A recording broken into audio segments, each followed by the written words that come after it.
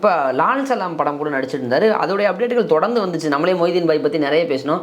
அது அப்படியே அமைதியாயிருச்சு. அடுத்த திரைப்படம் ரஜினியுடைய அடுத்த திரைப்படம் தாசை ஞானவேல் படமா? அல்லது அதற்கு முன்பாகவே லோகேஷ் கூட பண்ண போறாரா? அப்படிங்கிற ஒரு டாக்கும் இருந்துச்சு. இதெல்லாம் அப்படியே அமைதியாயிருச்சு சார். அது என்ன நிலவரத்துல இருக்கு? இல்லை, முதல் விஷயம் வந்து லால் சலாம் இடையில டக்குன்னு அப்டேட்டாக வந்தது.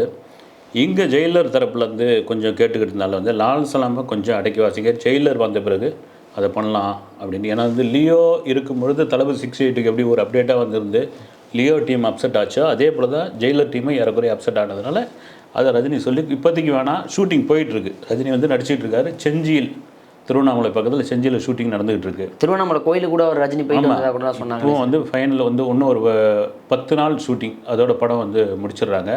இதில் ஒரு புதிய அப்டேட் என்னென்னா வந்து படத்தில் வந்து விஷ்ணு விஷாலுடைய தாய் மாமனாக ரஜினி நடிக்கிறாரு. டாக்டர் ராஜசேகருடைய மனைவியும் நடிகையுமான ஜீவிதா வந்து ஒரு பெரிய ரீஎன்ட்ரி கொடுத்து